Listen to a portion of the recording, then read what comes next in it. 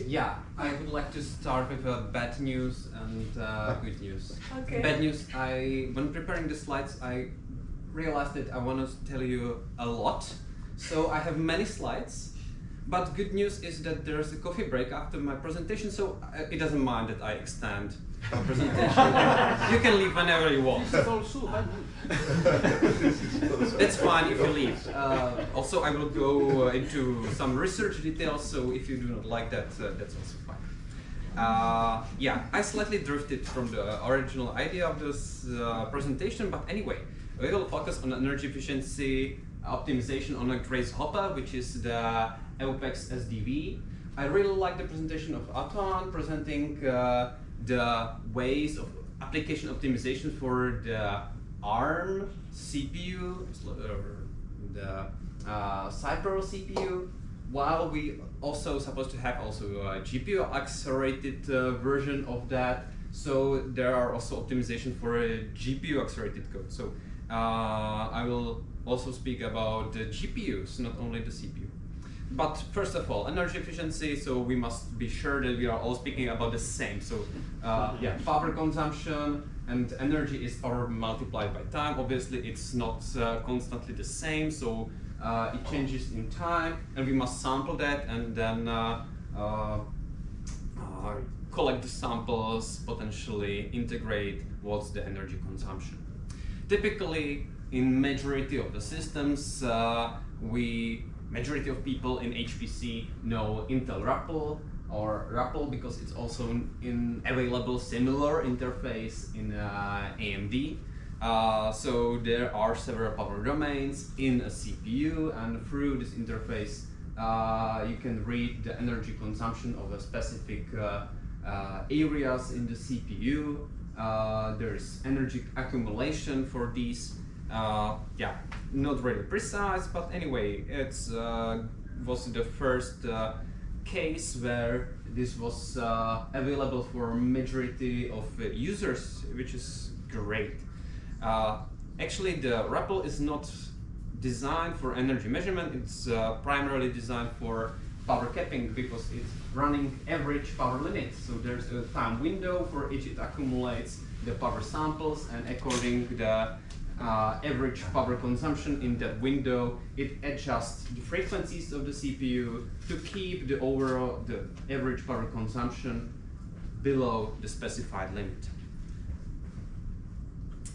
So now switch to finally to Grace Hopper. It has power monitoring according to NVIDIA guide. We supposed to use HVMon. HVMon is a standard interface.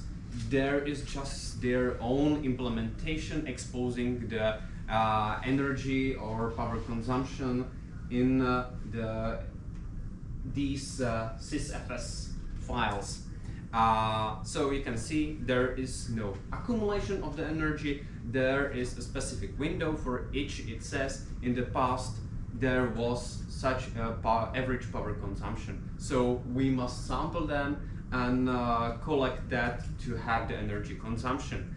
The size of the window can be adjusted by default. It's I believe 100 milliseconds. It can be squeezed to 50, but yeah, maximum is 1 second. Yeah, exactly the same interface is in a Grace Blackwell. So this is image before the squares. Is from the NVIDIA guide. So the HVMon interface provides us several power domains. Module, that's a complete board. Grace is a CPU and it's parts of I/O and DRAM. The CPU itself, the sysIO, and then we have here the GPU, which is not monitored, but we can approximate that it's module minus the Grace. Because there's the GPU, there's also the NVML, so the usual interface. However, we are used to have this traditional interface to give us energy consumption of a GPU. No, total energy consumption is not GPU, but it's the module. So that's a difference of this. This is not the only method the NVML provides, there's also power usage, and in this case we have just the GPU. There's also another method for power readings, and it gives us not only the GPU but also the full module and memory of the GPU. So a bunch of interfaces should be giving us the same, right?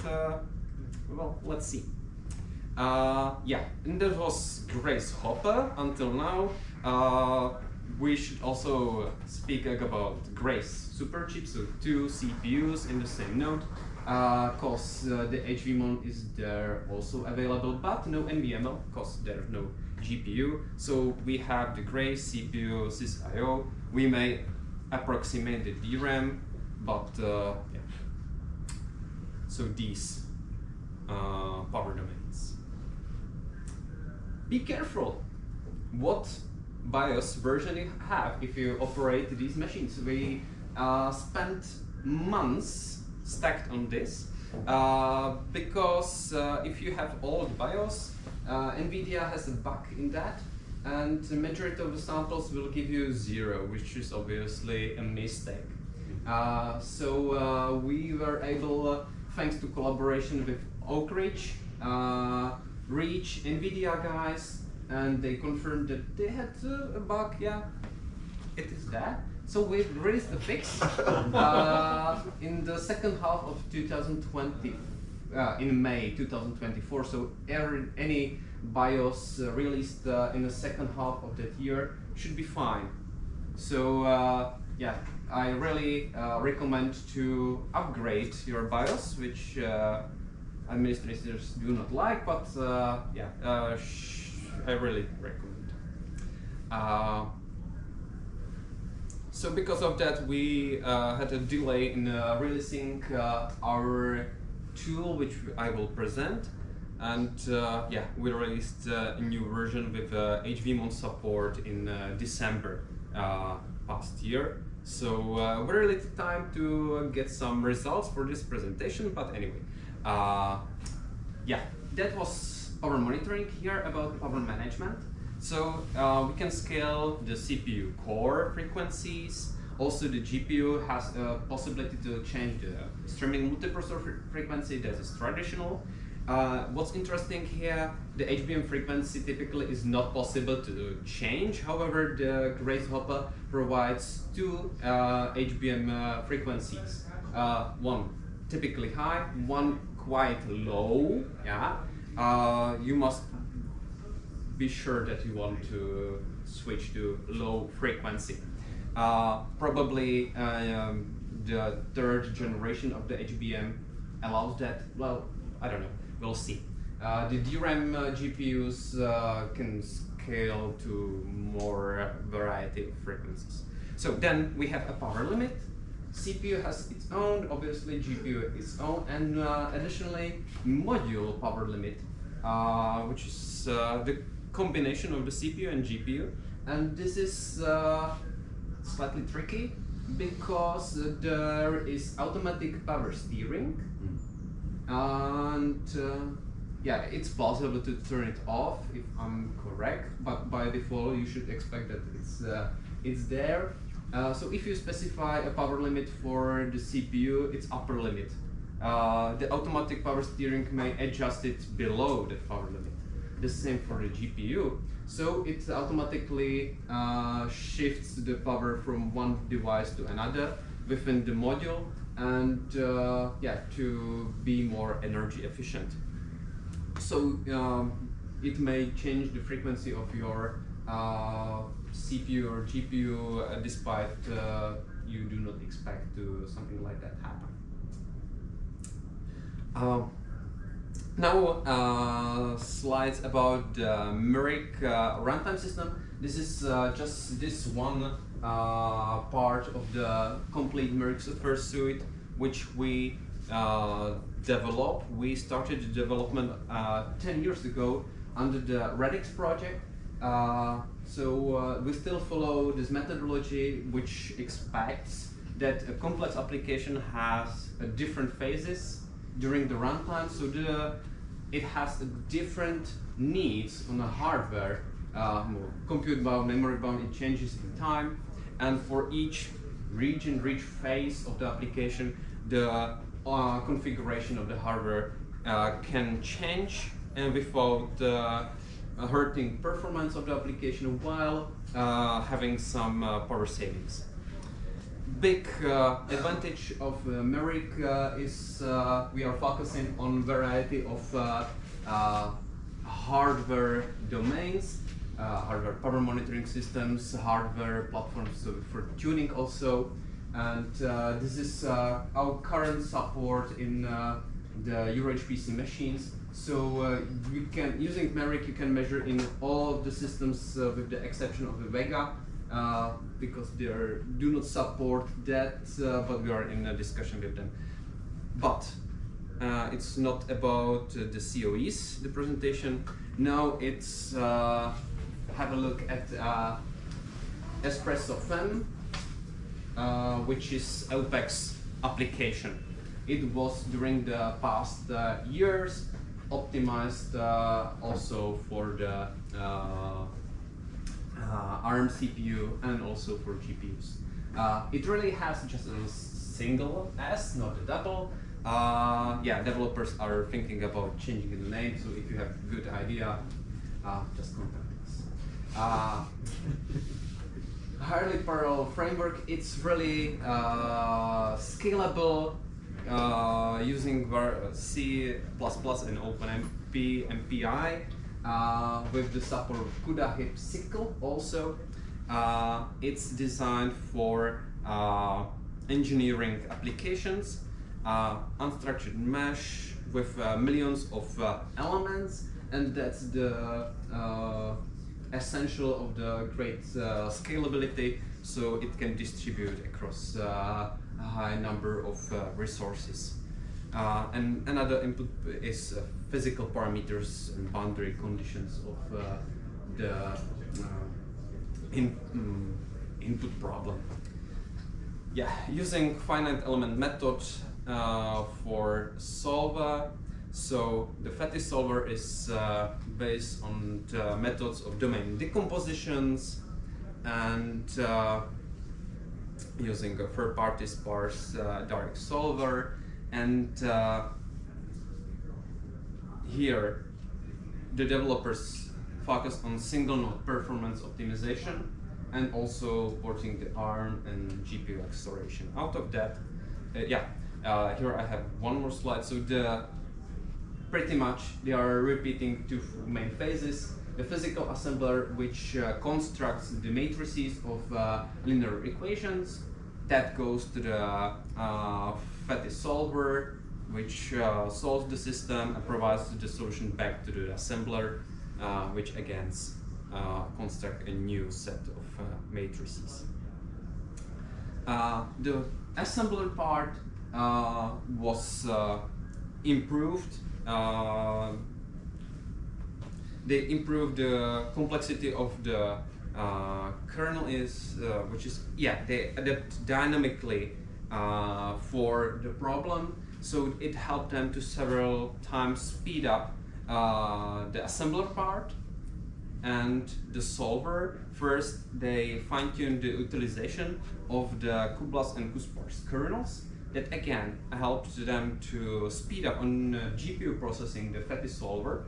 So from that they have a presentation in the IPDPS from the previous one in a journal, and finally again optimization of the solver in the GPU acceleration, where from a sparse system of linear equations they make the matrices more dense, which is more suitable for GPUs, and it helped them to speed up more than 3 times the solution. So that's from publication in the SC last year. So we execute that in both in a CPU and in the GPU. Now in the CPU workload, how the power consumption, you can see that it's kind of stable, so not so much dynamism we can see. So that's the dynamism is the opportunity for exploiting the energy savings. So pretty much the static configuration of CPU frequency is kind of optimal. But the important here, the blue one, here blue one is CPU. Here again the CPU, and you can see that in the grasshopper, which has it's a single module. So one CPU, one GPU.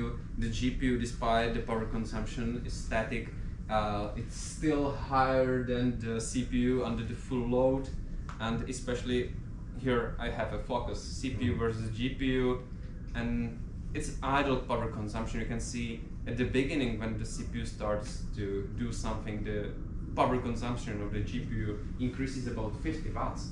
Probably expecting that there should be load on the GPU preparing for that.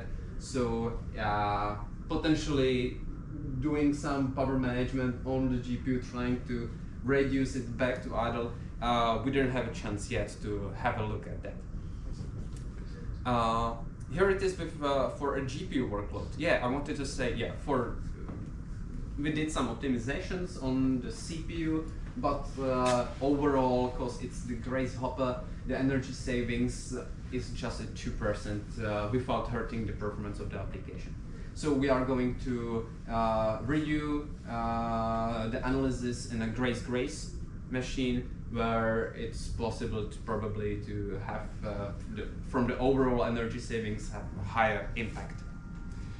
In GPU workload, here we have CPU down, that's the green one, red is GPU, and blue the module, so the overall.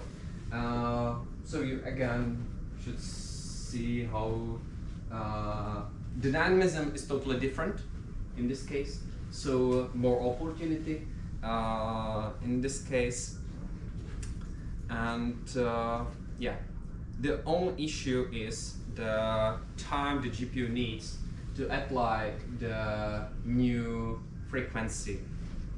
For that, we implemented a tool to measure the time, the switching latency, because there are two latencies. Transition latency, the time the GPU really needs to change from one frequency to a different one, and switching consists also from the communication from the CPU to GPU. So the overall time in our case. The question: are there several idle states available? Meaning idle, I am ready to take any traffic, and idle, I am sleeping, you will have to wake me. In CPUs, yes. In GPUs, I'm not aware about. But in GPU, you cannot go below 200 watts. It's, well, you see, you can. It was 140. Well, in the other chart, you see that when the GPU is doing nothing, it's 200. Yeah, if you it is doing nothing here. It's 200 because it probably expects that there will be a workload. It's waiting for something. It's 1/4 to the global, but CPU can go far below this proportion. So that's the reason why I have heard that several idle states were available on GH200, but maybe I'm mistaken. Probably yes, because you can see that it is when the node is idle, both CPU and GPU, it is 140. Yeah. I think it might be related also this power consumption to memory persistency. To be able to react quickly to kernels being put on the GPUs, you have the memory persistency, which is enforced now since I think about 5 to 6 years, and that consumes power. That entails the power consumption. If you deactivate memory persistency, you will have a lower power consumption for the GPUs, even in idle. So that's something you can have leverage on, but you need to offload the modules for the NVIDIA modules, the Linux kernel modules, to be able to. So there is room. So obviously you should not use Grasshopper for CPU execution. Yes, that's not. You should not buy it for doing nothing, for sure. Well, Two weeks in a row. I do not have enough insight, but the question is why we have Grace Hopper for login nodes. Yeah. So the answer is Where? is in the question. Isn't it? I think, yeah, in Jupyter. Oh, okay. Yeah, it's not to buy all the nodes. However, it's That was to also be able to build directly, I think, on the login Yeah, node. yeah, But Yeah, and not to do some cross compilation. And Why not have compilation nodes? yes, I agree. But yeah, but I mean, Someone decided that. 10 yeah, login nodes is a little bit. yeah, obviously, from the full exascale machine, it's nothing. 24,000 of them. So. Yeah. Like, we are energy efficient. 6,000. Yeah. 6,000. No. So, Jupyter. Oh yeah. We were here. here, yeah, and this is how long it takes, and actually it may take up to half of a second to change the frequency to the target one. It depends on the combination. In some cases it's way less, but some frequencies really takes long. We have a journal paper on that topic. That's for Grace Hopper. We have more GPUs measured, but yeah, that's the switching latency, while the transition latency is majority of the time. So that's the GPU taking, not the communication. Can you anticipate if you have an explanation for these red bands in some particular transitions? That's, well, other GPUs have different areas. It's even more interesting topic. Wow. So yeah, if you like, please read the... Thank you. I'm really curious. I will do that. The Yeah, paper. thank you. And I think there is also a PhD thesis by Daniel Velenka, which talks a lot about that. I haven't seen that. Okay. But I think he worked at VSB. But perhaps, Who? I think it's Daniel Velenka.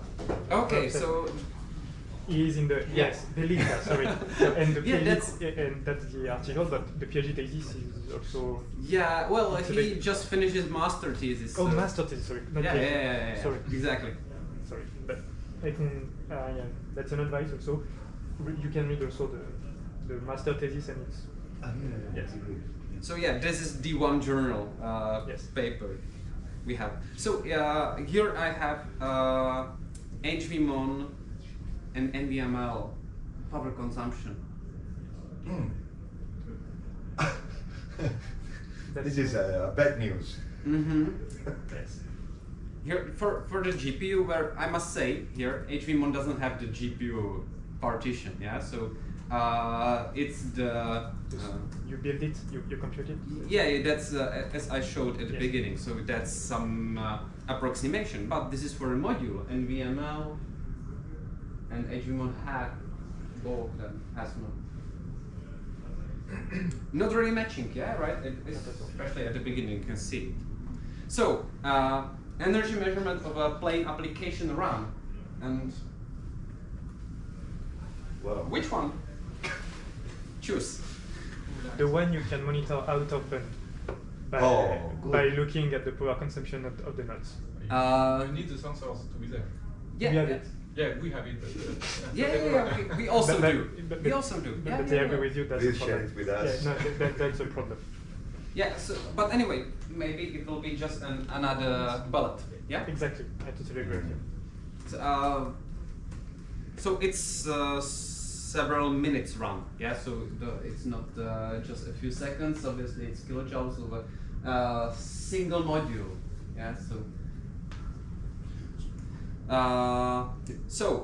We collaborate with Oak Ridge further on this topic, on the validation. But so the conclusion, the Espresso fan shows how to optimize for ARM CPUs and for GPUs. I didn't go much to the details. They have several very good publications on the topic. They are preparing another one, comparing their optimization for the NVIDIA, Intel, and AMD GPUs.